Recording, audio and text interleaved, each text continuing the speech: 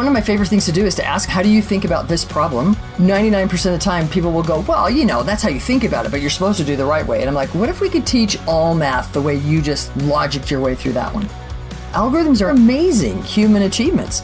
They're just not very good teaching tools because people like me can get trapped in them and believe that math is something that it isn't.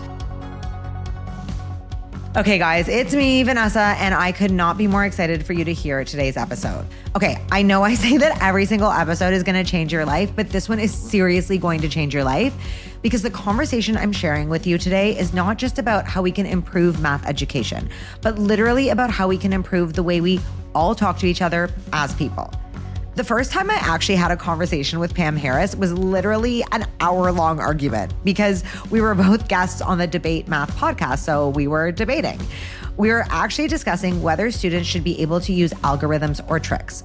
See, Pam is the founder of Math Is Figureoutable, and by that she means that students can make sense of math through reason and shouldn't be taught to rely on memorization or shortcuts. I, on the other hand, just don't believe in black and white rules or thinking. And I believe that students should have access to whatever tools work for them because everyone's different. Now, on social media, most arguments would just end there, right? Like, you're wrong, no, you're wrong, okay, cool, the end. So I wanted to have Pam on to really dive into these big questions with nuance and truly get to the root of what we each believe. Spoiler, we have more in common than we initially thought. This convo is a must listen for anyone passionate about teaching and learning math. We explore not just where we differ, but also the shared goal that unites us, which is helping students truly think, reason, and understand rather than just memorizing steps or spitting out answers. I hope this episode inspires you to have deeper conversations with every single person in your life because it's certainly inspired me.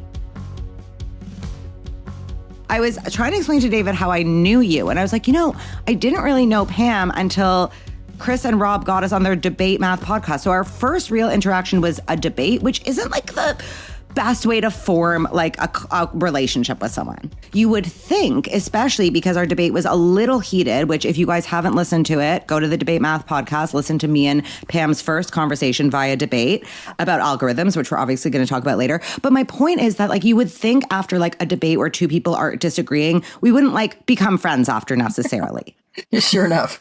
No, but we kind of did. Well, maybe we both went into it, I think, with the best intention, the honest desire to have a conversation. We listened to each other and we spoke back to each other's points, and we didn't just have our thing that we were going to say, and I'm not listening to you, whatever. Yeah. And so I think it was a real conversation. And for some reason, whatever it was, I didn't think the debate was going to be as pleasant as it was. Huh. That's all I can say. You thought I would be in your face or something?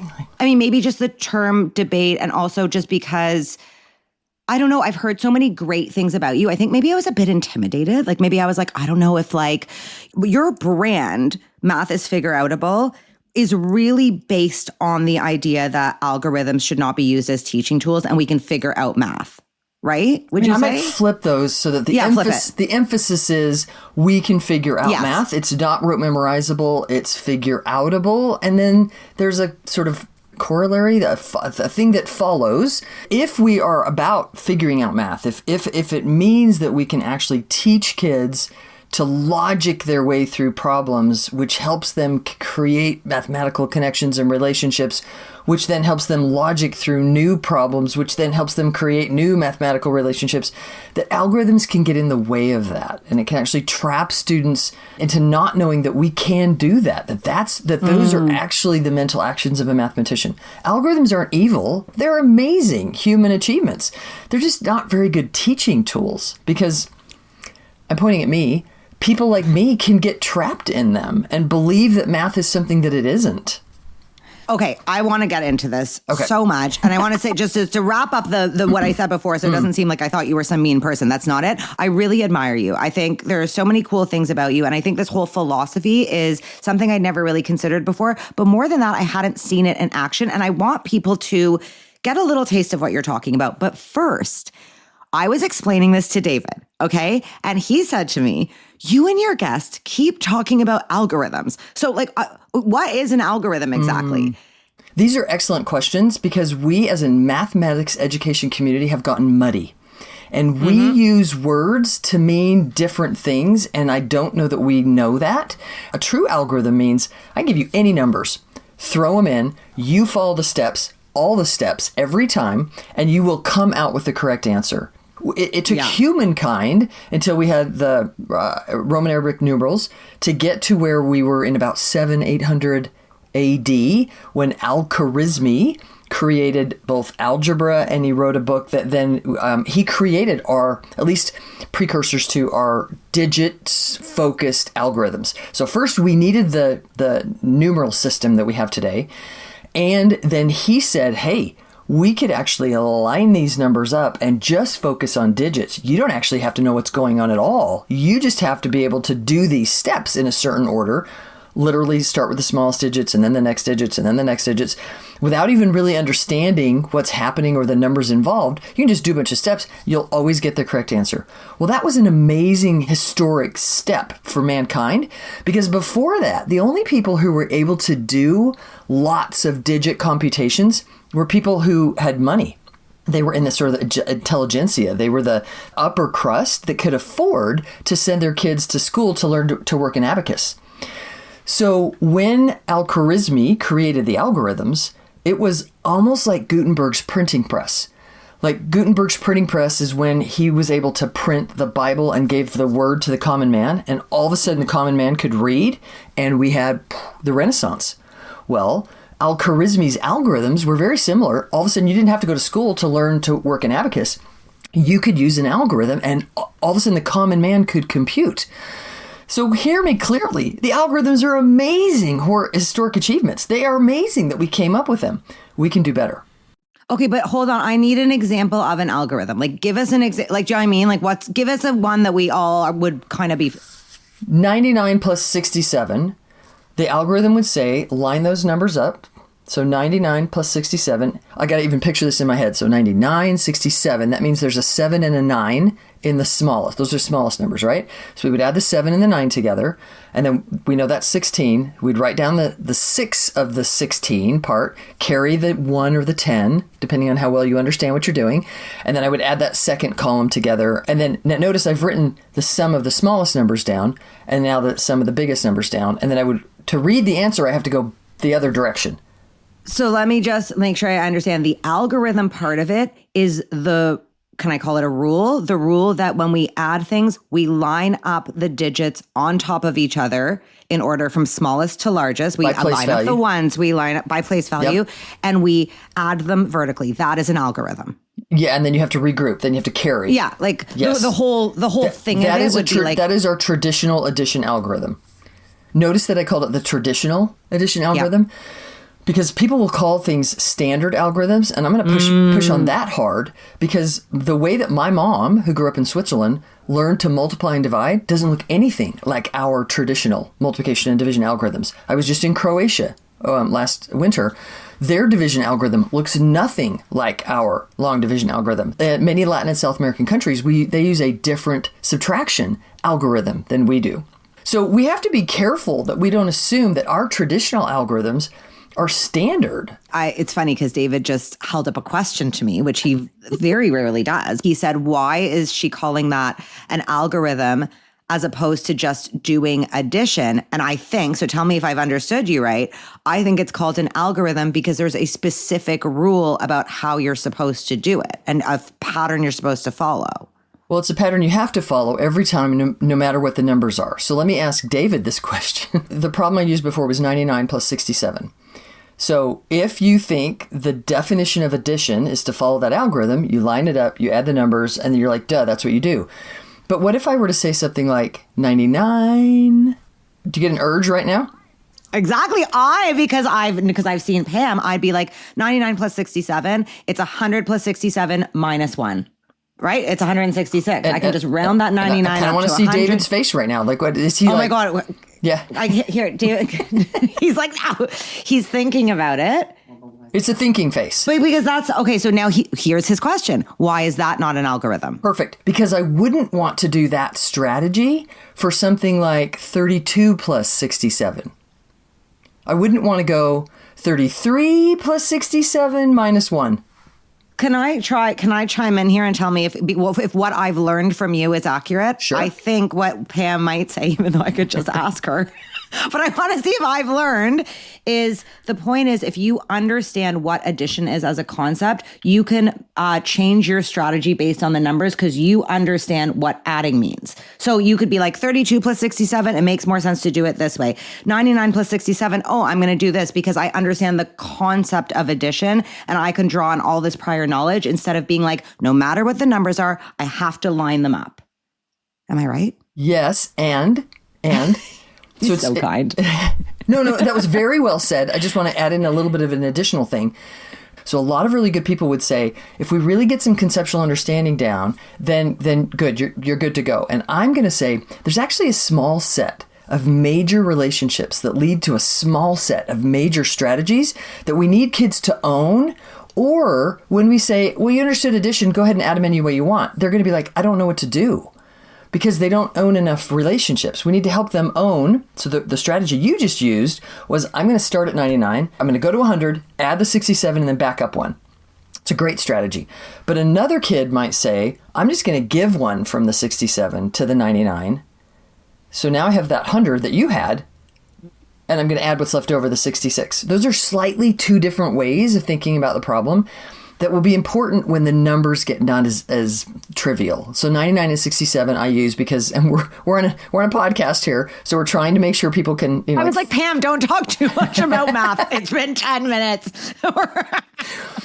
So people might hear, well, of course you can do that, Pam. It's 99. Well, okay, but what about 98 plus 67? But wait, so but now I'm kind of with David because now you've gone into, there's a bunch of different Just a small set. It's a very small set. But how are those not algorithms? Because again, I'm going to let the numbers influence which of those small set of relationships I'm going to use. Hold on, let me think here. So I have a son who would actually agree with you right now. He would say, all of your strategies are algorithms, Mom. It's just that for many problems, they won't work well.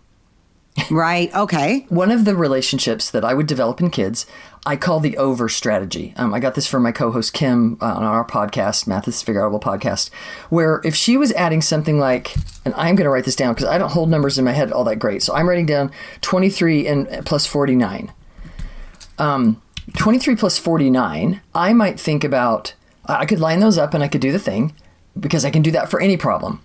But I could also think about, what do I know about 23 and 49? Well, 49 is pretty close to 50. Well, I know what 23 and 50 are. So 23 and 50, that's 73. But I didn't want 23 and 50. I wanted 23 and 49. So it's got to be one less. So it's got to be 72. So that's an over strategy. That works really well when you're adding 49. It's a good strategy. What if you were adding 89? What if you were adding 149? Yeah. What if you were adding 999? What if you're adding 3,496? We have to stop. Or even better, 3,996. But 3,996 is so close to 4,000. Hang with that one. 3,996 is so close to 4. Come on, you can do it. Vanessa, okay, go on. Vanessa, if I had some random 4-digit number, and I was I'm sure. Yeah, okay. And I was going to add to it 4,996. What if 4,996? What if we just added 5? Could we add 5,000? 4. Yeah, so, and then I would take 4 away from whatever the answer is. Yes. You're now thinking about, what do I know about 4,996? Ooh, it's really close to 5,000. I could use that. Notice that thought process is, let me think about the numbers. Let me actually consider the numbers here before I dive and choose what to do. That's the crux of the difference between a strategy and an algorithm. I think you just something clicked, even though literally what happened is you threw a bunch of numbers into the ether and then some. No, it kind of worked because I think something you said just clicked where you said, the difference is that you're thinking about the numbers. And there, I think, is it. is that with a traditional algorithm of just line up the digits by place value and add, there is zero thinking. You are simply following. If, however, you have a boatload of, not a boatload, but you've got a range of strategies to choose from require a small set that require your prior knowledge and thinking, and you get to be empowered to say, I'm going to choose this because I know this. All of a sudden, the student is in the seat of power. They're thinking and they're not just following. And now it is no longer simply an algorithm. Yes, and they're using their agency. I'd throw that in. Yes, that was very well said. I love it. They have agency. They get to choose. They get to be influenced. They get to be influenced by the numbers, and then say, for this problem, I think I'm actually. How about this? I have my oldest son. I was teaching high school math. I knew what I was doing. Like Vanessa, I could tell you give me a high school problem. I knew the algorithm. I knew the steps. Well, because if I didn't, I would have major imposter syndrome. So I knew that in order to be a high school math teacher, I needed to know all the things. But what I knew was to recognize which algorithm to do and then be able to do those steps. What I didn't ever do was let the problems influence how I would attack the problem. Mm-hmm. My young son was growing up, and he would logic his way through problems. I literally went to him one day, and I just had a conversation with my kids' teachers who were saying, Pam, we're kind of concerned that our kids don't know facts anymore because we've been told not to give them time fact math tests. And so we stopped because we don't want to give them math anxiety. So we stopped giving them time fact math tests because we don't want to give them math anxiety. And now they don't know their facts anymore. Is that important? And I was like, that's important. Like, kids need to know their facts. So I went home to my own kid. But just like you, I don't want to give kids math anxiety. So I was fussing with this. I'm a high school math teacher, think I know everything. I know it sounds so arrogant, but y'all, I had to be that almost to be able to survive in that place. Anyway, I went home to my own kid, and I'm thinking in my head, do you know your multiplication facts? And what I asked him was, do you know your fives? I just picked one. And he said, no. And I was like, I'm sorry, what? Like, dude, thou shalt know thy facts. Like, this is, I as a math teacher, I panicked. Like, my own personal kid has to know his facts. Like, so in that panicking, he goes, Mom, you don't have to know your fives if you know your tens. And I said, what? And he goes, you don't have to know your fives if you know your tens. I was like, dude, I heard what you said. I don't know what you mean. Like, Vanessa, at that point in my life, I could not follow. Now, maybe some of your listeners are like, duh, Pam. Well, you can look down on me all you want, but I am the product of the current system. Yeah. Like, I was a very successful high school math teacher who had no idea what he meant. Now, many of your listeners are like, I don't either, Pam, tell me. So I said to him, give me an example. And he said, okay, let's say that you don't know 5 times 9. Well, do you know 10 times 9? That's 90. 5 is half of 10, so half of 90 is 45. To which I said, good heavens, that is 9 times 5. Mm-hmm. Does that work every time? Give me another example.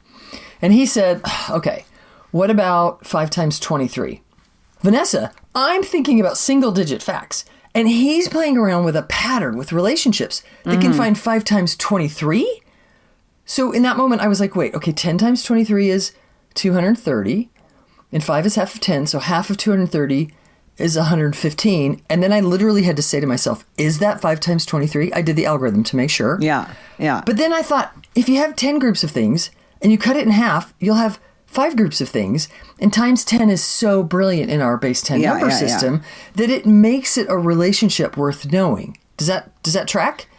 It totally tracks. Okay, I love this story. I'm going to suggest that relationship, that 5 is half of 10, is one of the small set of major multiplication relationships that we need to build in kids. Mm-hmm. Like, I could have thought that way if I knew it was a thing. If I'd had a teacher say, hey, it's sort of important that you know 5 is half of 10 and look how you can use it, I would have used it. Like, I could have let that influence how I solve problems, but nobody ever shared that with me. So, Vanessa, my work is interviewing, studying naturally mathy people and going, wait, how do you do that? Oh. What's a naturally mathy person?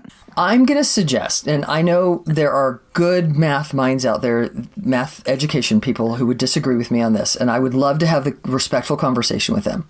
I think we all have natural talents. If you're watching the video, you'll notice there's a basketball behind me. Yeah. I was a baller. I played semi-pro basketball in Switzerland. I love the game. I think I have some natural talent to play that game. But I got to be honest, there were people who were much better than me. One of the reasons why I was any good is I worked bloomin' hard at it. So I had some natural talent. I put a lot of effort into it. I think my personal kid, the story I just told, has some natural talent to run into a low dose of mathematical patterns and pull them together and make new relationships in his head. And now that he owns those, pull those together. He ran into the same low dose of patterns we all do. And for whatever reason, he had both the sort of talent and the interest. Like, I think both of those go together. If you have the talent and the interest, I think pull out a favorite athlete of yours. Ooh, Alanis Morissette. Did I get a name? I think she has some natural talent. She's not. Pam, I love you. An athlete. Alanis Morissette. Well, okay, so we should probably tell everybody. You introduced me to Alanis Morissette. You were like comparing Canadian. I hadn't heard of her before. But you know who she is now, right? I mean, you know I looked her up and no, not really. Sorry. It's like rain on my wedding day. I listened to it. Now I know it. Yeah. You've never heard that song? Not before then. I don't think so. Sorry. Really? I mean, no problem. Go on. Call me culturally ignorant. Maybe that's probably... No, it's fine. It's totally cool. What I'm not trying to shame you. She has natural talent and drive and work ethic and went after interest. She has interest in it. So I'm going to suggest there are naturally mathy people who A, have maybe some natural talent or have enough natural interest that they go for it. And either one of those is enough for them to sort of take interest. Here's the rub. Not the rub. Here's my point.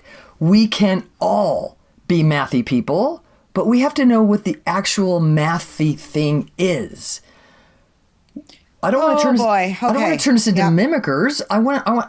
Everybody can do more real math than fake math. I know you hate those words. Sorry. Oh my God. Okay, so there's so much happening here. I'm gonna pause. So first of all, let's take a drink. Let's take a drink. Water. We'll both take a drink. Water. Okay, decaf latte for me. Okay, so but electrolytes are going to be next. So I'm going to need to hydrate for what's happening next. Okay, so first, I guess we probably don't have time to go into this. I will have to respectfully disagree about the term naturally mathy. Okay. We likely don't have to, and I'll only say I'm going to respectfully disagree because that's cool. But my actual question, I want to ask, no. I'm going to respectfully disagree because I'm wondering if this is an opinion you have or something that's corroborated by evidence, because all of the evidence I've seen is that there is no... no, because it's such a big conversation. Because are we talking about like at birth they pop out and they're naturally mathy, or are we talking about culturally they become more naturally mathy? Because there's no actual scientific evidence that there is like a mathy gene in the brain. That's all. Something to add on is, have you ever read Outliers by Malcolm Gladwell? Yes. And do I think that some people have a math gene and some people don't? Absolutely not. We all have the math gene. Do I think some people play basketball better than others? Yes. Is that because they were in the gym a lot with their dad, who was the coach? And so from a young kid, they had a ball in their hands. Like, so my high school coach, we called his kids gym rats. Like his kids were always in the gym. Were they, and then they grew up to be basketball coaches as well.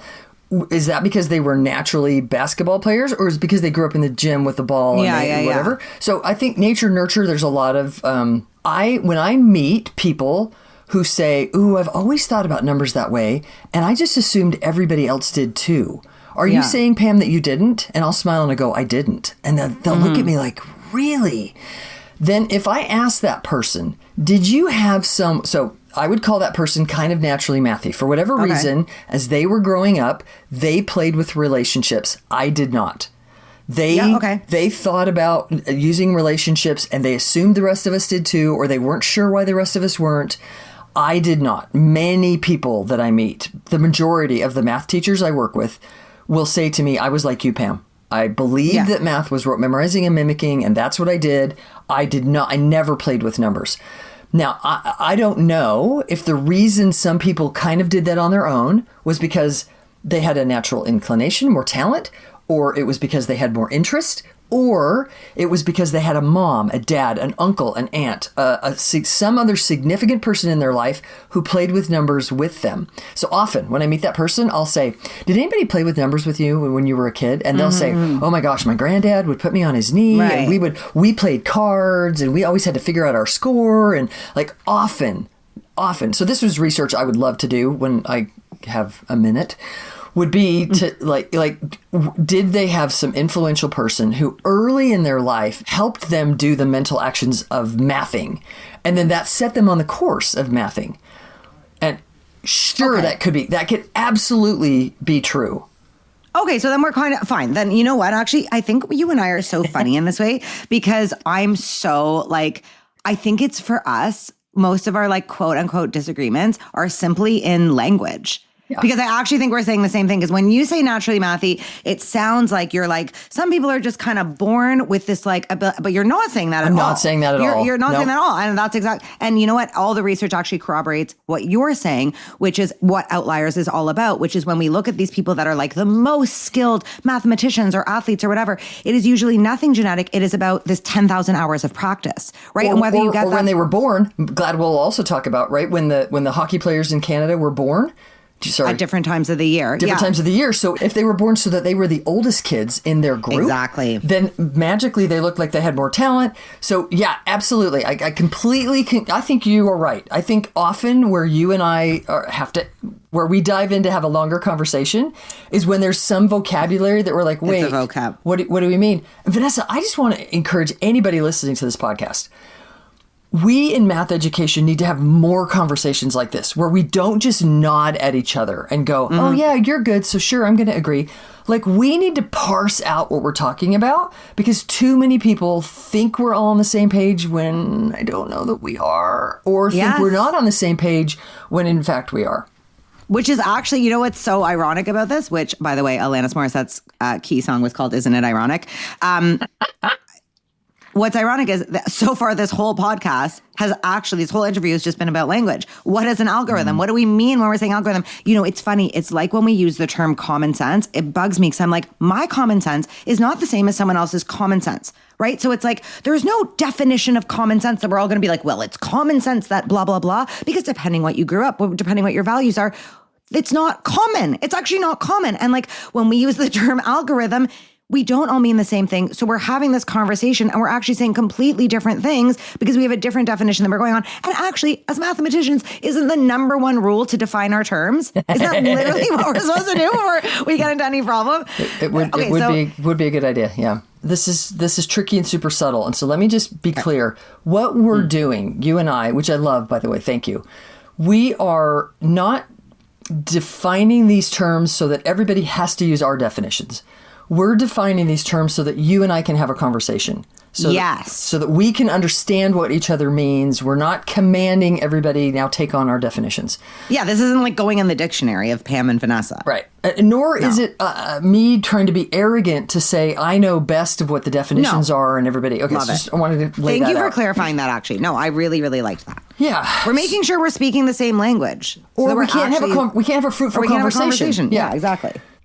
This is just, there's so much here. You know what I want to ask you now? Yes. Just to bring it all together. You at one point said our students deserve to learn these reasoning skills. We don't need them to just pump out answers anymore. They deserve this, and we are robbing them for that if we don't facilitate that.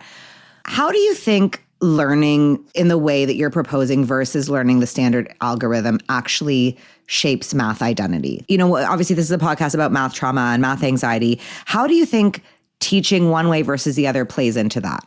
Huge. So if I'm in a math class and the teacher says, here is math, I'm going to give you a problem. I'm going to work it out. Now we're going to do it together. Now you go mimic exactly what I just told you to do.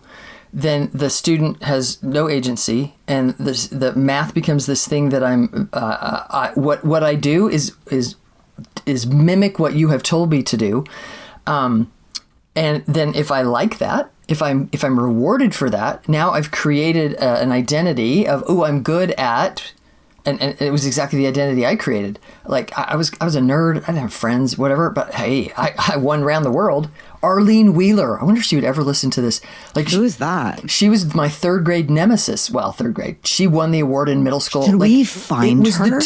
I'd love that. It was the two of us that we were always we were the quickest. Around the world, it was the two of us that were always at the end. I did long division first, all the things. I got this identity that I was smart, and because I was good at math. I've heard you kind of talk about how I like your take on that, by the way, that we have this cultural sort of assumption that if you're good at math, you're smart.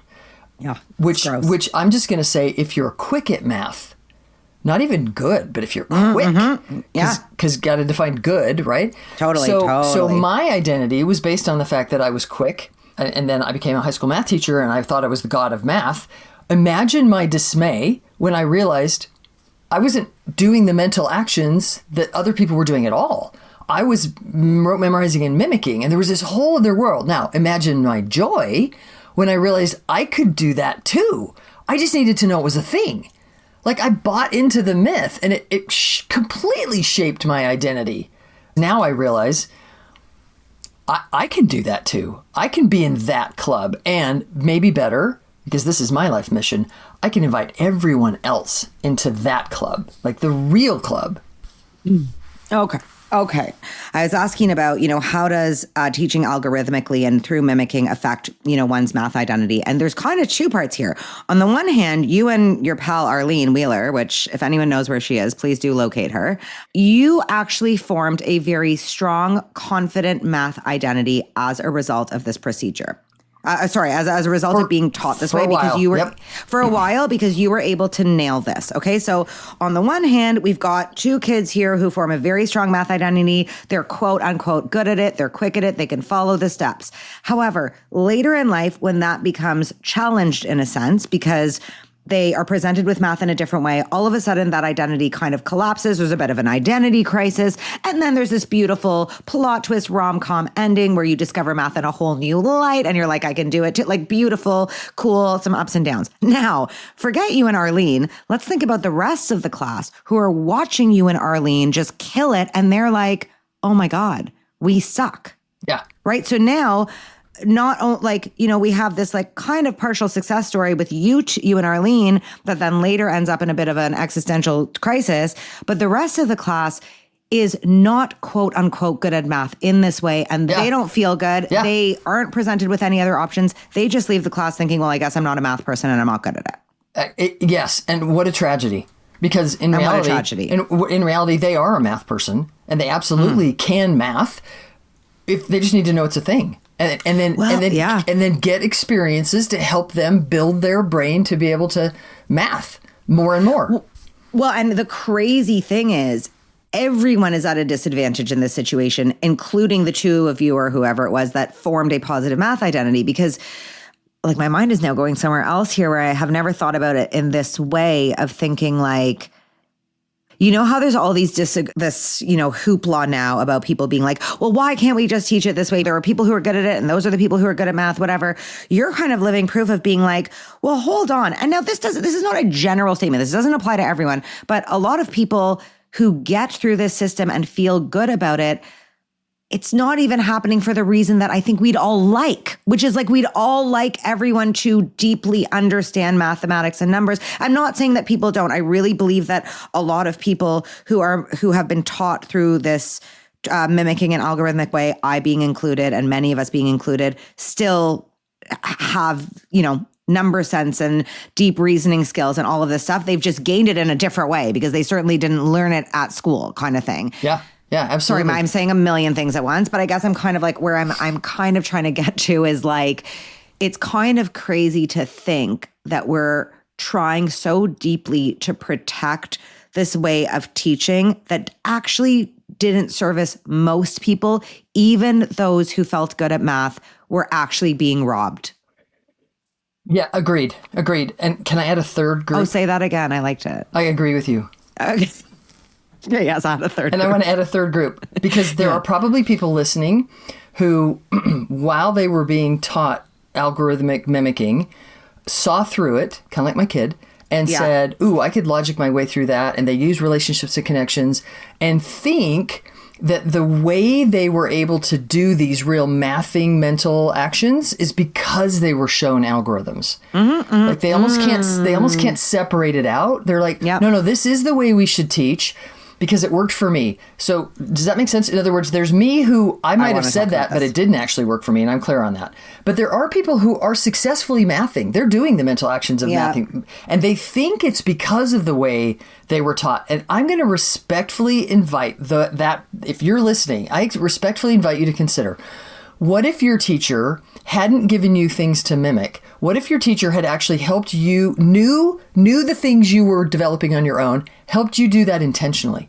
What if they had set up experiences for you so you could have developed those things you kind of did on your own, quicker, faster, better, because the teacher knew what they were and helped you intentionally build it? Think of how far and fast you could have gone if you hadn't had to do it on your own.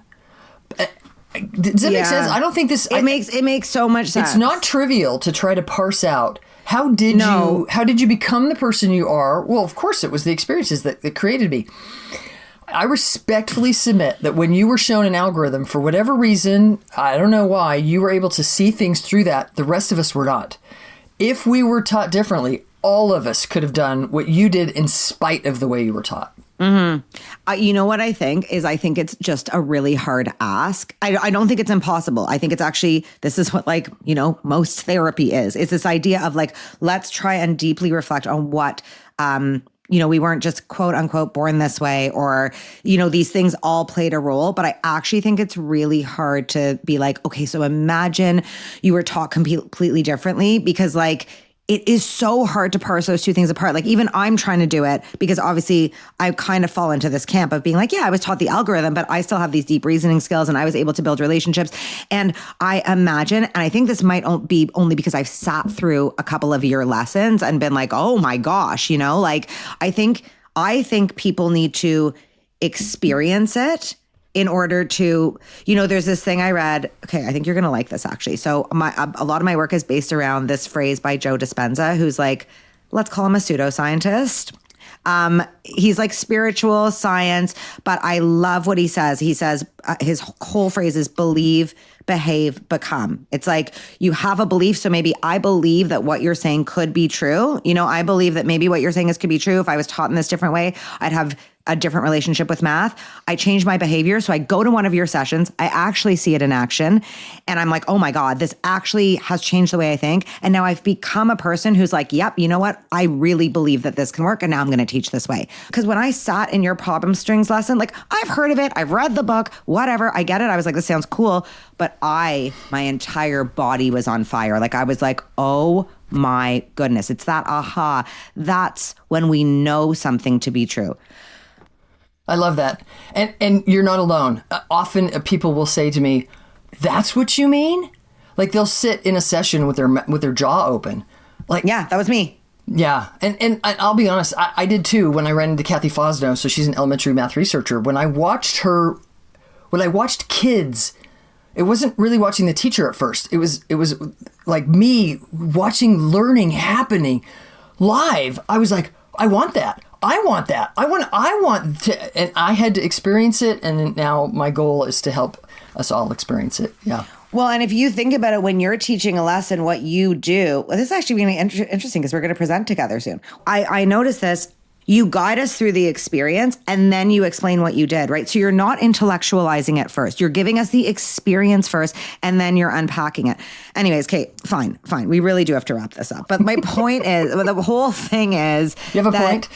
Well, I know. I don't have a point, but there is one thing I want to say. Okay. I want to make clear, I think, at least from my end, but you can definitely obviously chime in, that if you're listening to this and you're a teacher who teaches through algorithms, okay? I personally want to make it very, very clear. Which we're not blaming, right? We're not blaming anybody. Not only are we not blaming, because we're not, right? We're not. There's nothing bad happening. Okay, I want to make it so clear. I want to make it so clear that it's hey, first of all, we all learn to teach this way. So whatever you're up to, totally cool. We all have the same mission. We all want kids to develop reasoning skills. If you're doing that, you are not doing something wrong. And this whole episode is meant to be oh my God, we're robbing kids. You are not robbing kids. Everything's cool. I'm sure they're learning. You're helping them feel confident. You're helping them build their identity. That is the most important thing. And if you're interested in perhaps shifting a little and exploring how you might teach in a different way, maybe you'll like it. There's an opportunity. Would you Absolutely. agree? Absolutely. Yes. Very positive. When we know better, we can do better. I'm suggesting there might be something worth investigating, worth experiencing that you might find that will help you shift your teaching to reach more students in less time. Yeah. In less time. Who doesn't want to do that? Let's do that. And I also would imagine that there are some teachers that are like, but I don't understand the math fully enough to be doing all this stuff. Like I learned through algorithms. Just so everyone knows, that is me. Like I am a trained high school math teacher. That's Pam. She's pointing at herself. That's her. So I would personally invite you to be like, just see what happens. Like take one of these workshops, like, whatever. If you can see Pam present, like go do it. Explore it just I actually think for you, the listener, and I'm talking to myself too, it's going to build your confidence. Because what happened is I sat in one of these sessions with Pam and I was like, oh my God, by the way, there's nothing that intimidates me more than elementary school math. Okay. Like the worst. Like I'm just like, oh God. So I was very intimidated. Right there with you. Yeah, right. I found myself having so many ahas, like sitting quietly in the back being like, oh my God. And I was like, oh my God, I feel like I understand more than I gave myself credit for. So even if you just go as an exploratory session for yourself, I want all teachers to have the confidence themselves. And, I think so many teachers have walked away with so much math trauma from the way we were taught. I just want you to have a good experience, Absolutely. Because yeah, just to see that there's hope. We can all be learning and growing and changing, and there's magic in math, and we can discover that every day. Tell people where to go before I wrap up with the final 2 questions. Excellent. So the first thing I would do is suggest, I have a free ebook that would be a great place for you to start. So you can go to mathisfigureoutable.com/big, B-I-G, because I think it's big. it's a big add to the world. That would be a great place for you to start. We have the Math Is Figureoutable podcast where we've talked about a little bit, where she and I talk about all things Math Is Figureoutable from super young all the way through high school. Another thing that you could do is join me on social media at the hashtag MathStratChat, where I throw out a problem on Wednesday evenings and people from around the world chat about their strategies and comment on each other's thinking. So that's totally fun. Those would be some super good ways to sort of kick off joining me to make math more figure-outable. Oh my God, I can't believe we have to end this. We didn't even talk about the fake math thing, but I mean, whatever. We could send them to the DebateMath Podcast if they wanted to hear a little bit more about it. Yeah, but I feel like both of us have changed since then. Well, It's not important. It's not important because I feel like it's old news, and I feel like we actually covered it in a way by talking about all these other things. Well, it's what we really mean. Everything we talked about today is the important stuff. Is what I mean. David's doing this, by the way. He's doing the wrap up. I love telling people that. It's so fun. Okay, so final 2 questions, quick fire. I ask every guest. Okay, I'm ready. Number 1, if there's one thing you could change about the way math is taught in schools, what would it be? Holy. I would help teachers experience what it means to do the mental actions of mathing, because that would shift everything they do. I love it. Okay, so what if a teacher's listening to this and they're like, this is so awesome. It sounds really great, but I'm not a math person. And that's just it. I'm just not a math person. What would you say? I would say you're not a math person yet. Or you actually are a math person. And one of my favorite things to do is to ask them, how do you think about this problem? And 99% of the time people will go, well, that's how you think about it, but you're supposed to do the right way. And I'm like, what if we could teach all math the way you just logicked your way through that one? Oh, I love that. Well, that's all she wrote. I mean, it's not. I have like 20 more questions, but that's all we have time for on today's segment of Pam and Vanessa figure out what words and math mean and truly understand each other. Thank you so much. This was so much fun. Vanessa, you're a gift. Oh my God, you're a gift. This is so sweet. We should tell Chris and Rob that, they really were the start of our love story. Matchmakers. Thanks, guys. Yeah. The matchmakers. Okay, until next time. Woo! Okay, guys, be honest. When we started that convo, did you think we'd be besties by the end of it?